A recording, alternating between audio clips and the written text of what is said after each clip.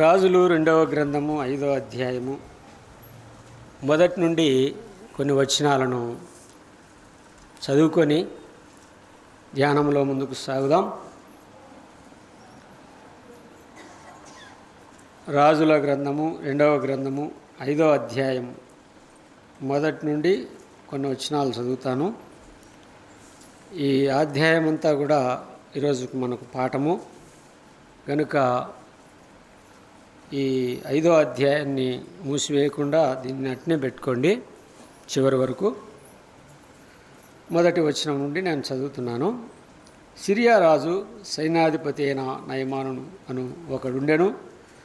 అతని చేత యెహోవాయే సిరియా దేశమునకు జయము కలుగజేసి ఉండెను గనుక అతడు తన యజమానుని దృష్టికి ఘనుడై దయ పొందినవాడాయను. అతడు మహాపరాక్రమశాలి అయి ఉండెను కానీ అతడు కుష్ఠరోగి. సిరియనులు గుంపులుగా బయలుదేరి ఇశ్రాయేలు దేశం మీదికి పోయి ఉండిరి. వారచ్చట నుండి ఒక చిన్నదానిని చెరగొని తేగా అది నయమాను భార్యకు పరిచారము చేయుచుండెను. చదవబడిన ఈ భాగంలో ఈ ఉదయకాలం మనము ధ్యానించుకుందాం. ఈ అధ్యాయం అంతటిలో కూడా మనకు 4 వ్యక్తులు కనపడతారు. ఎంతమంది అమ్మా? 4 వ్యక్తులు కనపడతారు. ఆనాటి కాలంలో, రాజుల కాలంలో ఏలియా, ఎలీషా అనే ప్రవక్తలు బాగా పనిచేసిన వారు దేవుని పక్షాన. ఏలియా, ఎలీషా రాజుల కాలంలో దేవుడు వారిని బహుగా వాడుకున్నాడు. అయితే ఇక్కడ మనం చదువుకున్న ఈ భాగంలో లేక ఈ అధ్యాయం అంతటిలో కూడా 4 వ్యక్తులు కనబడతారు. 1 నయమాను, 2 ఇశ్రాయేలు దేశములో నుండి చెరకు తీసుకొని వచ్చిన చిన్నది, 3 ప్రవక్త అయిన ఎలీషా, 4 మీకు అర్థమైపోయి ఉంటుంది ఎలీషా శిష్యుడు అయిన గెహాజీ. ఎంతమంది అమ్మా? 4. తిరిగి వాళ్ళ పేర్లు ఒకసారి జ్ఞాపకం చేసుకుందామా. సిరియా దేశపు సైన్యాధిపతి అయిన నయమాను, 2వది ఇశ్రాయేలు దేశంలో నుండి చెరకు తీసుకొని వచ్చినటువంటి ఒక చిన్నది, 3 ప్రవక్త అయిన ఎలీషా, 4 ఎలీషా శిష్యుడైన గెహాజీ. ఇక్కడ మనం చదువుకున్న ఈ భాగంలో మనము మొదటి వచనంలో చదివాము కదా, సిరియా రాజు సైన్యాధిపతి అయిన నయమాను అను ఒకడుండెను. అతని చేత యెహోవా సిరియా దేశమునకు జయము కలుగజేసి ఉండెను గనుక అతడు తన యజమానుని దృష్టికి ఘనుడై దయ పొందినవాడాయను. అతడు మహాపరాక్రమశాలి ఉండెను కానీ అతడు కుష్ఠరోగి. ఈ సిరియా దేశపు సైన్యాధిపతి అయిన నయమాను మహాపరాక్రమశాలి అని ఉంది. ఆ సైన్యం మీద సైన్యాధిపతిగా ఉన్నాడు. ఎవరు? నయమాను. ఈ సిరియా దేశానికి కూడా దేవుడే జయము కలుగజేశాడు. ఎందుకు దేవుడే ఈ సిరియా మీద జయము కలుగజేశాడు? దేవుని ప్రజలైన ఇశ్రాయేలు జనాంగము వారికి ఎన్ని మార్లు దైవ సందేశాన్ని ప్రవక్త ద్వారా వినిపించినా వారు క్రమపడకపోవడాన్ని బట్టి, వారు సరిచేసుకోలేకపోవడాన్ని బట్టి, వారు దేవుని వైపు తిరగలేకపోవడాన్ని బట్టి, వారి సొంత ఆలోచనలు, సొంత తలంపులు, అన్యరాజుల యొక్క ఆలోచన విధానాలు, అన్యజనుల యొక్క ప్రవర్తనను వారు నేర్చుకొని అలవాటు పడి వారు దేవునికి వ్యతిరేకంగా, ఆయన సంకల్పానికి, ఆయన చిత్తానికి వ్యతిరేకంగా జీవిస్తున్న కాలంలో ఇశ్రాయేలు దేశం మీద ఈ నయమానుకు జయాన్ని కలుగజేశాడు సిరియా రాజు. తన సొంత ప్రజలను అన్య రాజులకు అప్పగించడానికి దేవునికి స్వతహారా ఇష్టం ఉండదు. ఉంటుంది ఎవరికైనా? మన పిల్లలను మనం కష్టానికి పంపించాలని కోరుకుంటామా? కోరుకోము. మరైతే ఎందుకు? వారు క్రమపడడం లేదు, దిద్దుబాటు చేసుకోలేదు, దేవుని మాట వారు శ్రద్ధాభక్తి కలిగి నడుచుకోలేదు, జీవించలేదు. అలా చేయలేకపోవడాన్ని బట్టి వారిని అప్పుడప్పుడు వారిని దండించడానికి, బుద్ధి చెప్పడానికి అప్పుడప్పుడు అన్య రాజులకు అప్పగించి అక్కడ వారు పెట్టే కష్టాలను బట్టి, అక్కడ వారు పెట్టే ఇబ్బందులను బట్టి, వెట్టి చాకిరీని బట్టి అప్పుడు బుద్ధి వచ్చి తండ్రి ప్రభువా అని అప్పుడు మొరపెడితే తిరిగి వారికి ఏం చేసేవాడు? విడుదల కలిగించేవాడు. న్యాయాధిపతులంతా ఇంతే. న్యాయాధిపతుల గ్రంథంలో ఎన్ని మార్లు వారు పడిపోతారు, తిరిగి లేస్తూ ఉన్నారు. ఇలా ఉండడాన్ని బట్టి ఈ నయమానుకు ఇశ్రాయేల్ దేశం మీద జయాన్ని ఇచ్చాడు. అయితే వారు ఇశ్రాయేల్ దేశం మీదకి వెళ్ళి ఒక చిన్నదాన్ని కొనుక్కొని తెచ్చుకున్నారు. ఒక చిన్నదాన్ని తెచ్చుకున్నాడు. ఎవరు? నయమాను. ఆ చిన్నది ఎవరికి పరిచారం చేస్తూ ఉంది? నయమాను భార్యకు పరిచారకురాలుగా ఉంది. అయితే ఆ చిన్నది ఒకరోజు ఒక మాట చెప్పింది. ఎవరితో? నయమాను భార్యతో. ఆ మాట మనం 3వ వచనంలో లేక చదవచ్చు, 2వ వచనంలో లేక 3వ వచనంలో 4వ వచనాన్ని చదువుకుని, నయమాను రాజు వద్దకు పోయి, లేక 3వ వచనాన్ని, అది షోమ్రోనులోనున్న ప్రవక్త దగ్గర నా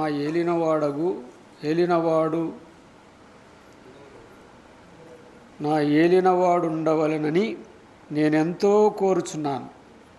అతడు నా ఏలినవానికి కలిగిన కుష్ఠరోగము బాగు చేయనని తన యజమానురాలితో చెప్పాను.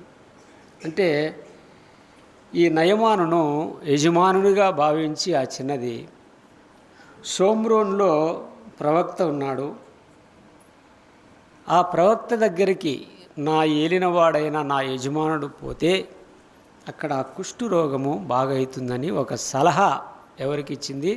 తన యజమానురాలైనటువంటి నయమాను భార్యతో చెప్పింది. అప్పుడు 4వ వచనంలో నయమాను రాజు వద్దకు పోయి ఇశ్రాయేల్ దేశపు చిన్నది చెప్పిన మాటను అతనికి తెలియజేయగా, సిరియా రాజు నేను ఇశ్రాయేల్ రాజునకు దూత చేత పత్రిక పంపించేదనని ఆజ్ఞ ఇచ్చెను. గనుక అతడు 20 మనుగుల వెండియు 1,20,000 రూపాయలు బంగారమును 10 దుస్తులు బట్టలను తీసుకొని పోయి ఇశ్రాయేలు రాజునకు పత్రికను అప్పగించెను.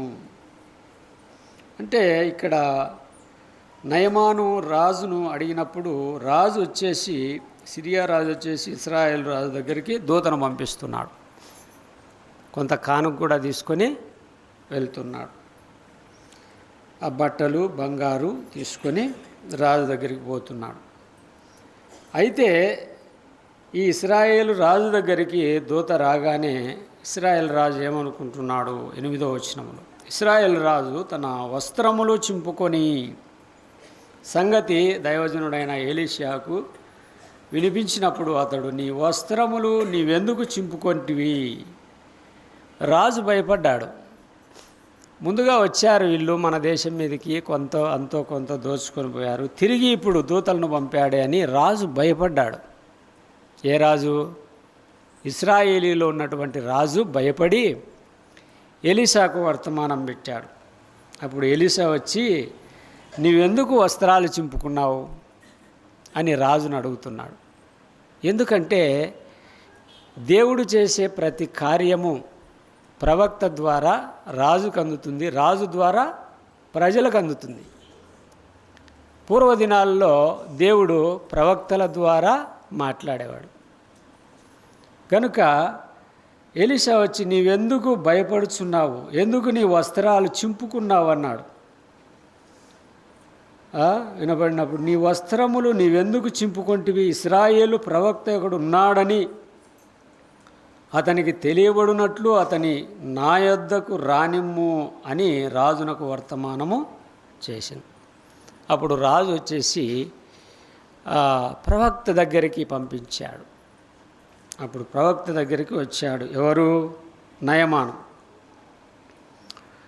నయమాను గుర్రములతోనూ రథములతోనూ వచ్చి ఎలీషా ఇంటి ద్వారమున ముందర నిలిచి ఉండగా నయమాను వచ్చేసినాడు. ఇశ్రాయేలు చెరలో నుండి తీసుకొని పోబడిన ఆ చిన్నదాని మాట విని రాజుకు ఫిర్యాదు చేసుకొని ఇశ్రాయేలు రాజుకు వర్తమానము దూతను పంపించి ఇలా ఎలీషా దగ్గరికి ఎవరొచ్చారు? నయమాను వచ్చాడు.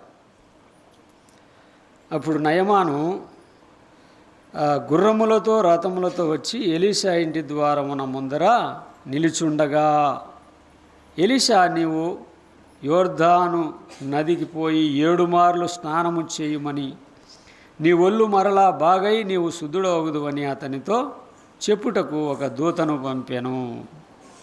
ఎలీషా ఇంటి దగ్గరికి రాగానే నయమాను ఎలీషా ఒక దూతను పంపించి ఎక్కడ మునగమన్నాడమ్మా? యోర్దాను నదిలో 7 మార్లు మునుగు, నీ ఒళ్ళు శుద్ధి కలుగుతుంది, లేక నీకున్న కుష్ఠరోగం పోతుందని ఒక దూత చేత వర్తమానం పంపాడు. అప్పుడు నయమాను ఏమంటున్నాడు? 11వ వచనంలో, అందుకు నయమాను కోపము తెచ్చుకొని తిరిగిపోయి ఇట్లా నేను అతడు నా యొద్దకు వచ్చి నిలిచి తన దేవుడైన యెహోవా నామమును బట్టి తన చెయ్యి రోగముగా ఉన్న స్థలం మీద ఉంచి రోగమును మానుపునని నేను అనుకుంటుని. నయమాను అనుకున్నాడు, నేను పోగానే నా సైన్యం చూసి, నా ధనము చూసి, నా బలగము చూసి, నా అంగ ఆర్భలాన్ని చూసి ఎలీషా వచ్చి నాకున్న కుష్టు మీద చెయ్యి ఉంచి నన్ను బాగు చేస్తాడని అనుకున్నాడు. ఎవరు? నయమాను. అయితే ప్రవక్త అయిన ఎలీషా సులువుగా చెప్పేశాడు, సింపుల్గా చెప్పినట్లుగా ఒక దూతను పంపి యోర్దాను నదిలో 7 మార్లు మునగమను శుద్ధుడవుతాడన్నాడంతే. ఆ మాటకు నయమాను కోపగించి అంటున్నాడు. ఏమంటున్నాడు? దమస్కు పట్టణంలో నదులు, గొప్ప గొప్ప నదులు ఉన్నాయి. ఇంత మంచి నదుల్లో మునుగగా శుద్ధుడు కానివాడను ఈ యోర్దాను నదిలో, ఈ మురికి నీటిలో, ఈ కాలువలో మునిగితే శుద్ధుడనవుతానని కొంత రౌంద్రుడై తిరిగి వెనక్కి పోసాగాడు. మా దేశంలో ఎన్నో నదులున్నాయి, ఎన్నో ప్రాజెక్టులున్నాయి, మంచినీరు, తాగునీరు. అక్కడ నేను శుద్ధుడను కాకపోగా ఈ యోర్దాను నదిలో, ఈ మంటినీళ్ళల్లో మునిగితే శుద్ధుడనవుతానని కొంత ఏమయ్యాడు? గర్వించాడు, రౌంద్రుడయ్యాడు, కోపగించుకున్నాడు. ఆ సమయంలో అయితే నయమాను పనివాడు ఇట్లా అంటున్నాడు. 13వ వచనంలో, అయితే అతని దాసులలో ఒకడు వచ్చి, నాయనా, ఆ ప్రవక్త ఏదైనా ఒక గొప్ప కార్యం చేయమని నియమించిన ఎడల నీవు చేయకుందువా? ఒకవేళ ప్రవక్త ఇన్ని తులాలు, ఇన్ని మనుగులు బంగారు, ఇన్ని మనుగులు వెండి, ఇన్ని వస్త్రాలు, ఇంత తిండి తీర్థాలు తెమ్మని ఒకవేళ చెప్పి ఉంటే మనము తీసుకొని వెళ్ళేవాళ్ళమే. కానీ మన సొమ్ము ఏం పోయింది? ఆ యోర్దాను నదిలో ఒకసారి మునిగితే పోలేదా అని నయమాను పనివాడు సలహా ఇచ్చాడు. చూడండి ఎట్లుందో కథ. అప్పుడు ఆ ప్రవక్త ఏదైనా ఒక గొప్ప కార్యం చేయమని మనల్ని అడిగింటే మనం తప్పకుండా చేసేవాళ్ళమే కదా అని చెప్పేసి, అయితే స్నానము చేసి శుద్ధుడవు కమ్మను మాట దానికంటే మేలే కదా. స్నానం చేస్తే పోలేదా రాజా?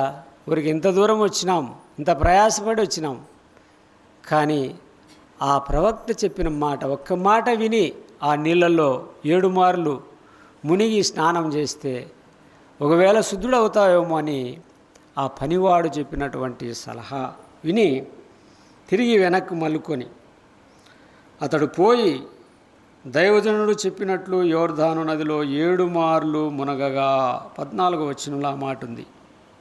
అతడు పోయి దైవజనుడును చెప్పినట్లు యోర్దాను నదిలో 7 మార్లు మునగగా అతని దేహము ఎలా ఉందంట? పసిపిల్ల దేహం వలె అతడు శుద్ధుడాయను, శుద్ధుడైపోయినాడు. అప్పుడు శుద్ధుడైన మీదట 20వ వచనంలో లేక 16వ వచనంలో ఇలా రాయబడి ఉంది, ఎలీషా ఎవని సన్నిధి నేను నిలబడి ఉన్నానో ఇశ్రాయేల్ దేవుడైన యెహోవా జీవముతోడు నేనేమీ తీసుకొనను. అంటే ఆయన తెచ్చినటువంటి కానుక, ఆయన తెచ్చినటువంటి బహుమానం, వెండి కానివ్వండి, బట్టలు కానివ్వండి తీసుకొని వచ్చాడు. ఎలీషా ఏమంటున్నాడు? నీవు తెచ్చినది ఏది కూడా మాకు అక్కరలేదు అంటున్నాడు. కారణం ఏమిటి అంటే, ఈ నయమాను మంచి మనస్సుతో తీసుకొని రాలే. కొంత సైన్య బలముతోనూ సైన్య గర్వముతోనూ కొంత మనసులో దీన మనస్సుతో ఎలీషా దగ్గరికి వచ్చినవాడు కాదు. కొంత గర్వముతో, గర్విష్ఠితనముతో, ఇక్కడ ఉంది కదా 13వ వచనంలో 12వ వచనంలో చివర, రౌంద్రుడై తిరిగి వెళ్ళిపోయాను. ఒక మాటకు కోపగించుకొని తిరిగి వెళ్ళాలని చూసినవాడు. అటువంటి వ్యక్తి దగ్గర ఏదైనా బహుమానం స్వీకరించాలంటే ఎలీషా ఏమాత్రమును బహుమానం స్వీకరించడానికి మనసు ఒప్పుకోలే. అందుకని నీ బహుమానము నీ వెంబడే తీసుకొని పో అంటున్నాడు. ఎలీషా ఎవని సన్నిధి నేను నిలబడి ఉన్నానో ఇశ్రాయేల్ దేవుడైన ఆ యెహోవా జీవముతోడు నేనేమీ తీసుకొనను అని చెప్పాను. నయమాను అతనిని ఎంతో బతిమాలుకొనెను, అతడు ఒప్పకపోయాను.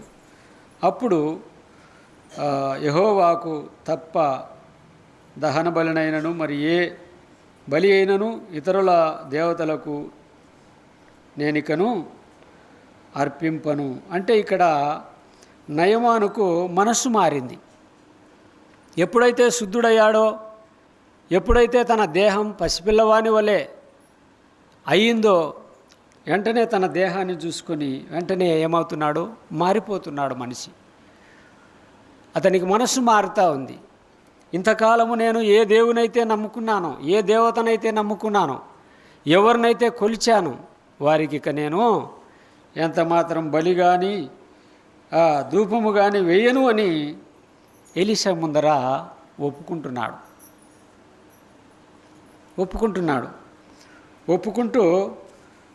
17వ వచనంలో ఇలా ఉంది, అప్పుడు యెహోవాకు తప్ప దహన బలి అయినను మరి ఏ బలి అయినను ఇతర దేవతలకు నే కనుక అర్పింపను. 2 కంచరగాడిదలు మోయు పాటి మన్ను నీ దాసుడనైన నాకు ఇప్పించకూడదా? నా యజమానుడు మ్రొక్కుటకు రిమ్మోను గుడిలో వచ్చి నా చేతి మీద ఆనుకున్నప్పుడు నేను రిమ్మోను గుడిలో నమస్కారము చేసిన ఎడల రిమ్మోను గుడిలో నేను నమస్కారము చేసిన సంగతిని గూర్చి యెహోవా నీ దాసుడనైన నన్ను క్షమించునుగాక అని నయమాను చెప్పగా, 19వ వచనం, ఎలీషా నెమ్మది కలిగి పొమ్మని అతనితో సెలవిచ్చెను. అతడు ఎలీషా యొద్ద నుండి వెళ్ళి కొంత దూరము సాగిపోయెను. ఇలాగూ మారు మనసు పొంది ఎలీషా దేవుడు ఎటువంటి వాడో, ఎలీషా దేవుని యొక్క గొప్పతనము ఎటువంటిదో ఇవన్నీ తెలుసుకొని తనకున్న కుష్ఠరోగమును బాగుపడిన మీదట మారు మనసు పొంది, అంటే పాప క్షమాపణ పొందుకొని తిరిగి ఎలా వెళ్ళాడు? నెమ్మదిగా వెళ్ళాడు. నెమ్మదిగా పొమ్ము అన్నాడు ఎలీషా, పోయినాడు. అయితే ఇక్కడ 20వ వచనంలో ఒక మాట ఉంది. అంతటా దైవజనుడైన ఎలీషా సేవకుడగు గెహాజీ. ఇక్కడ నయమానేమో ఇంటికి వెళ్ళిపోయాడు స్వస్థత పొందుకొని. ఇక గెహాజీ ఉన్నాడు. ఈ గెహాజీ ఏం చేశాడు? దైవజనుడైన ఎలీషా తీసుకొనని ఆ బహుమానం కొరకు, ఆ బహుమానం తీసుకొని ఉంటే గెహాజీ ఇష్టపడేవాడు. కానీ నయమాను తెచ్చిన బహుమతులు, ఆ కానుకలు ఎలీషాకు ఇష్టము లేదు. తాను తెచ్చిన విధానము, తన మనస్సులో ఉన్నటువంటి ఆ గర్వాన్ని బట్టి ఎలీషా గుర్తించి ఆ కానుకను తీసుకొనకుండా దానిని విసర్జించాడు ఎలీషా. ఎలీషా విసర్జించిన దానిని, వద్దన్న దానిని ఈ గెహాజీ వెంపర్లాడుకుంటూ పరిగెత్తి అంటున్నాడు 22వ వచనంలో నయమానును ఎదుర్కొని, నా యజమానుడు నా చేత వర్తమానము పంపి ప్రవక్తల శిశువులో 2 యవ్వనులు ఏ ప్రాయము మాన్యము నుండి నా యొద్దకు ఇప్పుడే వచ్చిరి గనుక నీవు వారి కొరకు 2 మనుగుల వెండియు 2 దుస్తులు బట్టలను దయచేయమని సెలవిచ్చుచున్నాడనెను. చూచారా, ఇక్కడ గెహాజీ ఏం చెప్తున్నాడు? అబద్ధం ఆడుతూ ఉన్నాడు. గెహాజీ ఎవరు? ప్రవక్త అయిన ఎలీషా శిష్యుడు, ఒక విశ్వాసికి గుర్తుగా ఉన్నాడు. ఇక్కడ అబద్ధం ఆడుతున్నాడు. దేనికోసం? వస్త్రాల కోసం, వెండి కోసం, బంగారు కోసం అబద్ధం ఆడుతున్నాడు. నా యజమానుని చేత వర్తమానం పంపి ప్రవక్తల శిశువులో 2 యవ్వనులు ఏ ప్రాయం మాన్యము నుండి నా యొద్దకు ఇప్పుడే వచ్చున్నారు కనుక నీవు వారి కొరకు 2 మనుగుల వెండి 2 దుస్తులు బట్టలు దయచేయమని సెలవిచ్చును. అందుకు నయమాను, నీకు అనుకూలమైతే రెట్టింపు వెండి తీసుకోమని బతిమాలి 2 సంచులలో 4 మనుగుల వెండి కట్టి 2 దుస్తులు బట్టలిచ్చి తన పనివారితో 2 మీద వాటిని వేయగా వారు గెహాజీ ముందర వాటిని మోసుకొని పోయిరి. నయమాను నీకు కావలసినంత తీసుకోమని చెప్పి ఆ వెండిని మూటగట్టి 2 పనివారితో గెహాజీ వెంబడి పంపించాడు 2 దుస్తులు బట్టలిచ్చి. ఆలోగా ఏం జరిగింది? ఇంటికి వెళ్ళాడు. అవన్నీ కూడా ఇంటిలో దాచిపెట్టుకొని అప్పుడు ఎలీషా అడుగుతున్నాడు. ఏమని అడుగుతున్నాడు? అంతటా 25లో అతడు లోపలికి పోయి తన యజమానుని ముందర నిలువగా, యజమానుడు నేను పరిగెత్తిన పరుగు, నేను తెచ్చుకున్న బహుమానము, నేను తెచ్చుకున్న వెండి దుస్తులు ఎలీషా చూడలేదని అనుకున్నాడు. ఎవరు? గెహాజీ. అయితే ఏమీ ఎరగనట్టు అన్నీ దాచిపెట్టుకొని ఇంట్లో తిరిగి ఎలీషా ముందరికి వెళ్ళి నిలబడ్డాడు.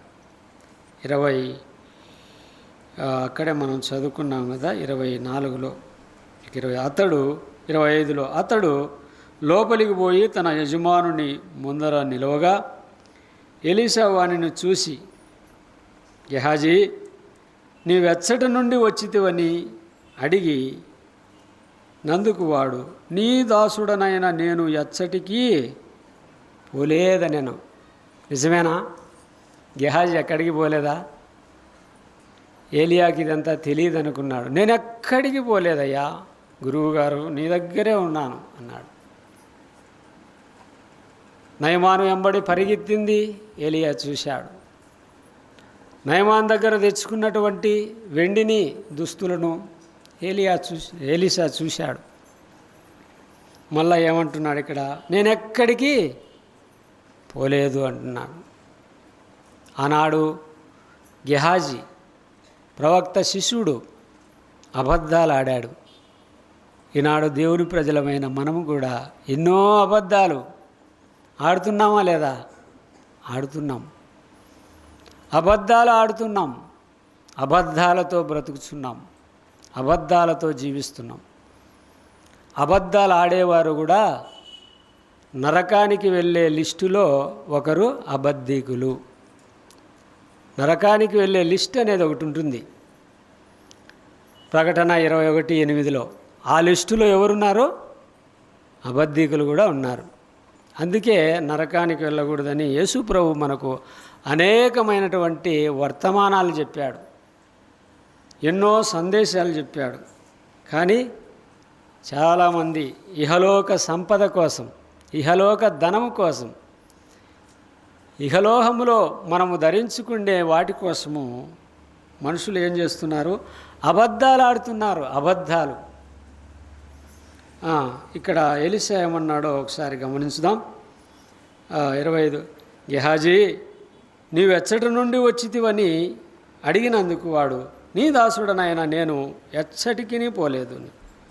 అంతటా ఎలీషా వానితో, ఆ మనుష్యుడు తన రథము దిగి నిన్ను ఎదుర్కొనుటకు తిరిగి వచ్చినప్పుడు నా మనస్సు నీతో కూడా రాలేదా? ఎలీషా మనస్సు గెహాజీతో కూడా వెళ్ళింది. ఈరోజు మనతో కూడా యేసు ప్రభు యొక్క మనస్సు, ఆయన ఆత్మ మనతో కూడా వస్తుంది. 4 గోడల మధ్య ఏది చూడలేదులే, ఎవరూ చూడలేదులే అనుకుంటాం. సృష్టికర్త అయిన వాడు తప్పకుండా చూస్తాడు. గెహాజీ అనుకున్నాడు, నా యజమానుడు ఇంట్లోనే ప్రార్థనలో ఉన్నాడులే అనుకున్నాడు. కానీ ఎలీషా మనసు గెహాజీ వెంబడి వెళ్ళింది. ఈరోజు ఎవరినైనా మోసగిస్తామేమో కానీ ఆ కన్నును నిర్మించిన వాడు కానకుండునా అన్నట్లుగా మనల్ని సృష్టించినటువంటి ప్రభు మనల్ని తప్పకుండా చూస్తూ ఉంటాడు. మనం చేసే ప్రతి పని, మన నడక పడక ఆలోచన తలంపులు అన్నిటినీ కూడా ఆయనకు తెలుసు.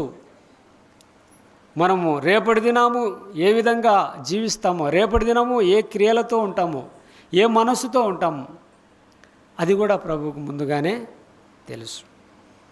అందుకని ఇశ్రాయేల్ దేశంలో మొట్టమొదటి రాజు అయినటువంటి సౌలు రాజును ఎందుకు తృణీకరించాడంటే దైవ చిత్తానుసారమైన మనస్సు లేదు. అందుకే దేవుని హృదయానుసారమైన మనుష్యుడు ఎవరున్నారా భూమి మీద అని పారజూసినప్పుడు ఒక్కడు కనపడ్డాడు, ఆయనే దావీదు. అందుకే నా హృదయానుసారుడైన మనుషుడు అంటే దావీదు హృదయము ఇప్పుడు, రేపు, ఎల్లప్పుడూ తాను చనిపోయే దినం వరకు కూడా దేవుని మీద ఎటువంటి చెక్కు చెదరకుండా ఉండేటువంటి మంచి మనస్సు దావీదుది. దావీదు మారిపోయేవాడు కాదు, దావీదు అబద్ధాలు మాట్లాడేవాడు కాదు, దావీదు మోసాలు చేసేవాడు కాదు, దావీదు నమ్మకస్తుడు. దేవుడు అప్పగించిన పనిని శ్రద్ధగా, బాధ్యతగా, దేవునికి మహిమకరంగా చేసేవారు. అటువంటి వారిని దేవుడు చూస్తూ ఉంటాడు. అందుకే గొర్రెలు కాసుకుంటున్నటువంటి దావీదు ఇశ్రాయేలు ప్రజలను కాయడానికి, వారిని ఆత్మీయంగా దేవునికి మహిమకరంగా వారిని పెంచడానికి ఒక కాపరిగా, ఒక రాజుగా ఆయనను రాజరికానికి గద్దెక్కించాడు. అలాగుననే ఈరోజు మన ప్రభు అయిన యేసుక్రీస్తు కూడా పేతురు రాసిన పత్రికలో ఒక మాట ఉంది. 1వ అధ్యాయము, పేతురు రాసిన మొదటి పత్రిక 1వ అధ్యాయము 18వ వచనంలో, లేక 2వ అధ్యాయము 19వ వచనంలో ఈ మాట ఉంది. అయితే పూర్వం మనము చీకటై ఉంటిమి. చూడండి ఆ మాట, పేతురు రాసిన మొదటి పత్రిక 2వ అధ్యాయము 18, 19. గత కాలమందు మనము, వచనాలు ఎవరికి కూడా జ్ఞాపకమే లేదు. పేతురు రాసిన పత్రిక 1వ అధ్యాయము మొదటి అధ్యాయము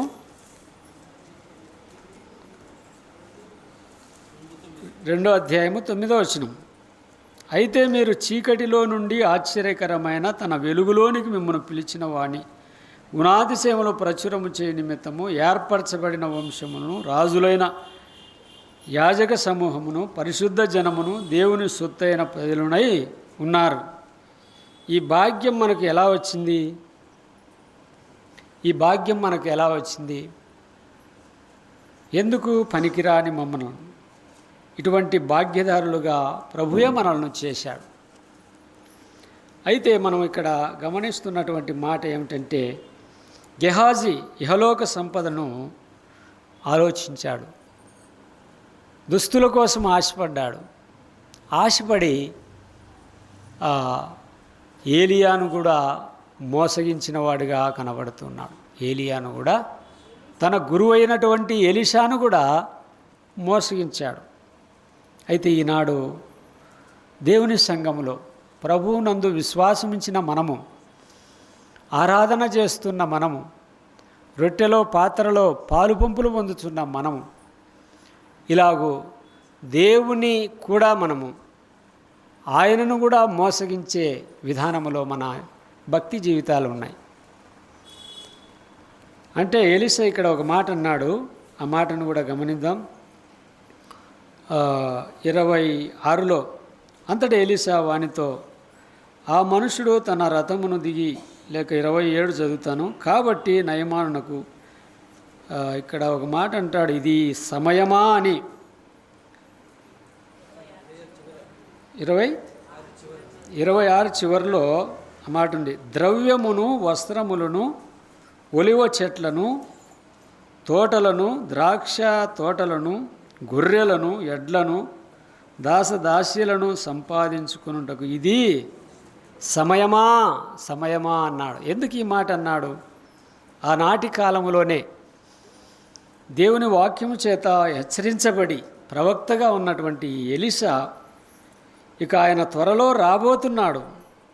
ఆయన వచ్చినప్పుడు మనము ఆయన సన్నిధికి చేర్చబడతామన్న నిరీక్షణతో ఆయన జీవిస్తున్నాడు. ద్రవ్యమును, వస్త్రములను సంపాదించుకున్నటకు ఇది సమయమా, ఇది సమయమా? ప్రియమైన వర్లారా, ఇది సమయమా అంటున్నాడు. దేవుని ప్రజలమైన మనము ఏ కొరత కొదవలేని ఆనాటి ఎలీషా తింటే గెహాజీ తింటాడు. ఎలీషాకు వస్త్రాలు లేకుంటే గెహాజీకి కూడా వస్త్రాలు. ప్రవక్త, దేవుని ప్రతినిధి, వారికి ఏమైనా కొదవ ఉంటాయా? ఎలీషా గుహలో ఉన్నప్పుడు ఆహారమును కాకోళము చేత పంపించి పోషించిన దేవుడు ఈ గెహాజీని, ఈ ఎలీషాకు ఆహారము లేకుండా, వస్త్రాలు లేకుండా చేస్తాడా? చేయడు కదా. మరటైతే ఈ గెహాజీ ఎందుకు ఆశించాడు అంటే, నాడైనా నేడైనా మనుషునికి ఈ శరీర ఆశలు చచ్చిపోలేదు, ఈ ధన యామోహము చచ్చిపోలేదు. ఈ శరీర యామోహము, ధన యామోహము మానవునికి చనిపోవడం లేదు. ఇది తరాల వెంబడి ఇది మొలకెత్తి చిగిరించి ఫలిస్తూ ఉంది. దీనినే పూర్తిగా నిర్మూలము చేయాలని ఆనాడు సౌలు ఆ అమాలేకీయులందరినీ పూర్తిగా నాశనం చేయమంటే కొన్నిటిని మిగిల్చుకున్నాడు, కొన్నిటిని. అలాగుననే నేడు కూడా మనము అన్నీ నిర్మూలన చేస్తే ఎట్లా అని చెప్పేసి కొంతైనా మిగిల్చుకొని దైవ ఆవేశానికి గురవుతూ బ్రతుకుచూ ఉన్నాం. ఇక్కడ చూడండి, ఇది సమయమా అంటున్నాడు. అంటే 27వ వచనంలో ఒక మాట ఉంది, కాబట్టి నయమానుకు కలిగిన కుష్టు నీకు నీ సంతతికి సర్వకాలము అంటి ఉండును అని చెప్పగా, వాడు మంచు వలె తెల్లనైన కుష్టు కలిగి ఎలీషా ఎదుట నుండి బయటికి వెళ్ళిపోయాను. ఎలీషా దగ్గర ఉన్నటువంటి శిష్యుడు ఇప్పుడు ఏమొచ్చింది? నయమాను కుష్టు గెహాజీకి వచ్చింది కదా. గెహాజీకి రావడానికి కారణం ఆశించకూడనివి ఆశించాడు. శరీర ఆశ వస్త్రాల మీద కలిగి ఉన్నాడు. ధన వ్యామోహము వెండి మీద కలిగి ఉన్నాడు. ఇవి ఆశించడాన్ని బట్టి, ఇవి కోరుకునేదాన్ని బట్టి ఆ గెహాజీ వదిలివేసినటువంటి ఆ పాపపు రోగము, ఆ పాపపు కుష్టు అది ఎవరికి అంటిందంటే గెహాజీ దగ్గరకు వచ్చింది. ఈ రోజుల్లో మనము కూడా లోక పాపానికి దూరంగాను, లోకానికి దూరంగా బ్రతుకుతున్నామని ప్రమాణము చేసి మనము తండ్రి కుమార పరిశుద్ధాత్మ ఎదుట, సంఘం ఎదుట నీటిలో మునిగి ప్రమాణము చేసి ఇక చావైనా బ్రతుకైనా నువ్వే ప్రభువా అని ప్రభు దగ్గర మనము ప్రగల్భాలు పలికి కాలము గడుచుకొలది మన యామోహము, మన శరీరాశ, మన ధన యామోహము చచ్చిపోకుండా ఉంటే ఇలాగుననే పాపపు కుష్టు అనేది మన జీవితాల్లో నిత్యము అంటుకొని మనల్ని బాధ పెడుతూ, నష్టపెడుతూ, సమాధానము లేకుండా, సంతోషము లేకుండా జీవించడానికి ఇవే కారణాలు. ఆనాడు నయమాను సైన్య అధ్యక్షుడు, కానీ ఎంతో ధనముంది, బలముంది, సైన్యం ఉంది, రాజు చేత మెప్పు పొందినవాడు. ఇంత ఉన్నా ఏమి లాభము? అతనికి ఏముంది? కుష్ఠరోగం ఉంది. ఎంతున్నా కూడా మంచి ఆరోగ్యం లేకపోతే అదంతా ఏ ప్రయోజనం లేదు. దేవుడు ఇచ్చిన దానితో మన కష్టార్జితం మనం సంతృప్తిగా తిని ఆరగించి ఆనందించడంలో ఉన్న ఆ సంతోషము ఎంతో గొప్పది. అది గొప్పది. మన కష్టార్జితం మనం తింటే అది మనకు తృప్తి, ఆనందం కలుగుతుంది. ఈ సైన్య అధ్యక్షుడు నయమాను ఎంతో సంపద ఉంది, కానీ తినడానికి, మనుషుల మధ్య బ్రతకడానికి లేదు, కుటుంబం, భార్య, పిల్లల దగ్గర జీవించడానికి లేదు. అతను ఎక్కడున్నాడు? బయట ఉన్నాడు, పక్కనున్నాడు. పూర్వదినాల్లో కుష్ఠరోగులను ఎక్కడ ఉంచారు? పాలెము వెలుపల ఉంచేవారు. అలాగుననే దేవుని సన్నిధికి కానీ, దేవుని సమీపించడానికి కానీ మనము కూడా ఒకప్పుడు ఏమాత్రము అర్హులము కాదు, యోగ్యులము కాదు. మన అపరాధముల చేత, పాపముల చేత మనం చచ్చిపడి ఉన్నవారం. అయితే దేవుని యొక్క కృపా మహదైశ్వర్యం బట్టి ఆయన కుమారుడైన యేసు క్రీస్తులో మనల్ని బ్రతికించి తన పిల్లలుగా చేసుకొని మన పాపాలను క్షమించి ఆయన శిలువ రక్తముతో కడిగి శుద్ధి చేసి మనల్ని రాజులైన యాజకులుగా, పరిశుద్ధ జనముగా, దేవుని సొత్తైన ప్రజలుగా దేవుడు మనల్ని చేశాడు. ఇలా చేసినటువంటి దేవునికి మనము ఎట్టి హృదయాలు కలిగి ఆయనను ప్రేమిస్తున్నాము, ఆరాధిస్తున్నాము. ఆయనకు కీర్తి, మహిమలు, స్తోత్రములు ఎలాగూ మనము కలిగిస్తున్నామని మనము ఆలోచన చేసినప్పుడు గెహాజీ కూడా ఎలీషా దగ్గర శిష్యుర్కము నేర్చుకుంటున్నాడు, ఒక విశ్వాసిగా ఉంటున్నాడు. కానీ తనకు ధన వ్యామోహము, శరీర ఆశలు చచ్చిపోలేదు. అందుకనే పోగొట్టుకున్నటువంటి కుష్టు, నయమాను పోగొట్టుకున్నటువంటి కుష్టు గెహాజీకి దాపరించింది. అలాగనే మనము బాప్తిస్మం అనే ఒక క్రియ ద్వారా విడిచిపెట్టినటువంటి పాపాన్ని తిరిగి దానిని మనం ఆశించడం వల్ల తిరిగి మనము దాన్ని పొందుకోవడాన్ని బట్టి గెహాజీ ఇంతకాలం ఎలా ఉన్నాడు? ఎలీషా దగ్గర సంతోషంగా ఉన్నాడు, ప్రభువును ఆరాధించుకుంటూ గెహాజీకి సేవ చేస్తూ ఎంతో సంతోషంగా ఉన్నాడు.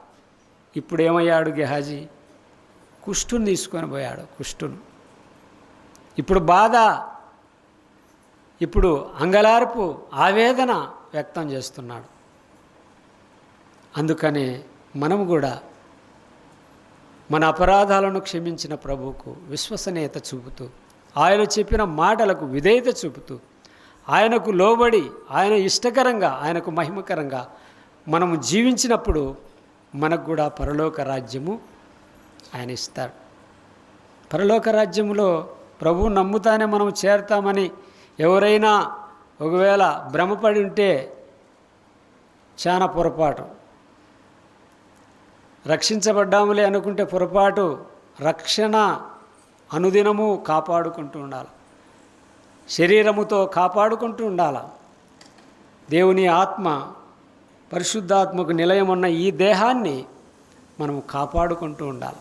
కాపాడుకున్నప్పుడే మనము ఈ లోకం వదిలితేనే కాపాడుకుంటూ రక్షణ ఆనందములో ఆయన పరిచర్యలో మనము నిత్యము కొనసాగుతూ వెళ్ళినప్పుడే మనకు ఆ నిత్యత్వము, పరలోకం అనేది మనకు దక్కుతుంది. మన ఇష్టానుసారంగా బ్రతికి, మన ఇష్టానుసారంగా జీవిస్తూ, మన ఇష్టానుసారంగా ప్రభువును సేవిస్తే పరలోక రాజ్యాన్ని కోల్పోతాం. ఆ ధనవంతుడు ఈ లోకంలో ఇష్టానుసారంగా బతికాడు, ఇష్టానుసారంగా జీవించాడు. దేవుడు లేని నిర్దేవుడుగా చచ్చిపోయి ఆ పాతాళంలో కేకలేస్తున్నాడు. అలాగున మనము ఉండకూడదని ఈ ఉదయకాలంలో దేవుని వాక్యం ద్వారా మనము హెచ్చరించబడుతున్నాం. అయితే ఇక్కడ మనము ఈ నలుగురి ద్వారా నేర్చుకున్నటువంటి పాఠం ఏమిటంటే, ఇశ్రాయేలులో ఉన్నటువంటి ఆ చిన్నది చెప్పిన మాట నయమాను విని స్వస్థత పొందుకున్నాడు. ఆ చిన్నది చెరగొనబడిన చిన్నది.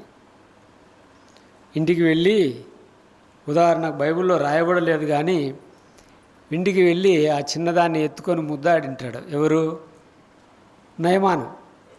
తల్లి, నీవు ఇచ్చిన సలహా వలన నా దేహం బాగుపడింది, బాగా మంచి ఆరోగ్యంగా ఉన్నానని ఎత్తుకొని ముద్దాడింటాడు. తల్లి, నీ ఇష్టం ఏందో చెప్పుమ్మా, నేను నీ ఇష్టాన్ని తీరుస్తానని కూడా వాగ్దానం చేసింటాడు. అప్పుడు వెంటనే నన్ను నా ఇంటికి పంపించు ప్రభువా అని అంటుంది. అప్పుడు తెచ్చి ఇశ్రాయేల్ దేశంలో ఆ కుటుంబ సభ్యులకు ఆ పిల్లను అప్పగించి ఉంటాడు. అప్పుడు ఆ పిల్ల కూడా తల్లిదండ్రులతో కూడా ఆ సమాధానము కలిగి ఉంటుందని ఒక ఆలోచన, అంతే. అలాగుననే అసమాధానముతో ఎక్కడ ఉన్నా కూడా చెరకు కొనుపోబడినటువంటి ఆ చిన్నది తన యజమానుని ప్రేమించడం, యజమాను కుటుంబాన్ని ఆ మేలు కోరుకోవడం అన్నది మర్చిపోలే. మనము ఆ మాటకు సహాయకరంగా ఒక మాట రోమాపత్రికలో చూద్దాం. చూడండి, రోమాపత్రిక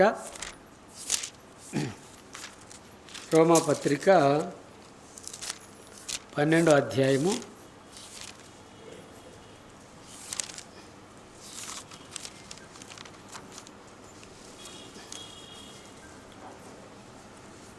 12, 20, 21 చూడండి. రోమపత్రిక 12, 20, 21. 12, 20, 21లో ఒక మాట ఉంటుంది. కీడు వలన జయింపబడక మేలు చేత కీడును జయించుము అన్నాడు. 20లో ఏముందంటే, కాబట్టి నీ శత్రువు ఆకలిగొని ఉంటే అతనికి భోజనం పెట్టుము, దప్పికొని ఉంటే దాహమిము, అలాగ చేయటం వలన అతని తల మీద నిప్పులు కుప్పగా పోయేదువు. కీడు వలన జయింపబడక మేలు చేత కీడును జయింపుము. అంటే ఈ అమ్మాయి అనుకోవచ్చు, ఈ నయమాను నన్ను బలవంతంగా తీసుకొని వచ్చాడు, తన ఇంటిలో వెట్టి చాకిరి చేయించుకుంటున్నాడని కొంచెం కోపంగా ఉండవచ్చు. కానీ ఆ పిల్ల దేవుని నమ్మినటువంటి బాలిక గనుక, దేవుని నమ్మినటువంటి చిన్నది గనుక, నయమాను ఇంటిలో కూడా ఎలా ఉందంట? నమ్మకంగా ఉంది. మాత్రమే కాకుండా తన యజమానిని క్షయోభిలాషిగా మార్చబడింది. అలాగుననే దేవుని ప్రజలమైన మనము నమ్మకత్వాన్ని అన్నడు విడిచకూడదు. నమ్మకము విశ్వాసం అనేవి అవి చాలా మంచి క్రియలతో కూడినటువంటి నమ్మకము, విశ్వాసం. యేసు ప్రభునందు మనం విశ్వాసం ఉంచాము, నమ్మకం ఉంచాము. మన బ్రతుకు కాలం అంతా నమ్మకంగానే ఉండాలి.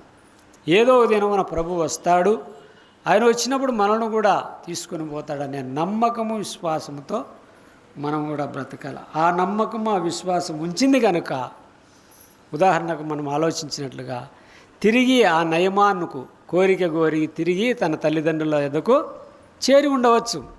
ఎందుకంటే ఆ పిల్ల మాట విని స్వస్థత పొందుకున్నాడు కదా. ఆ పిల్ల మాట ఒక కోరిక కోరితే తీర్చలేడా? తీర్చగలడు. అయ్యా, నన్ను మా తల్లిదండ్రుల ఎద్దకు మా దేశానికి పంపించండి, ఒక్క కోరిక కోరి ఉంటుంది. ఆ కోరిక మేరకు తిరిగి తన ఇంటికి పంపింటాడు. అలాగనే మనము కూడా మన ఇల్లు అనగా పరలోకము, ఆ ఇంటికి మనము చేరాలంటే ఎక్కడ చూసినా నమ్మకాన్ని, విశ్వాసాన్ని, పరిశుద్ధతను, భక్తిని మనము కాపాడుకొని ప్రభు నామానికి మహిమకరంగా మనము జీవించినప్పుడే మన భక్తికి సార్థకత అనేది కలుగుతుంది.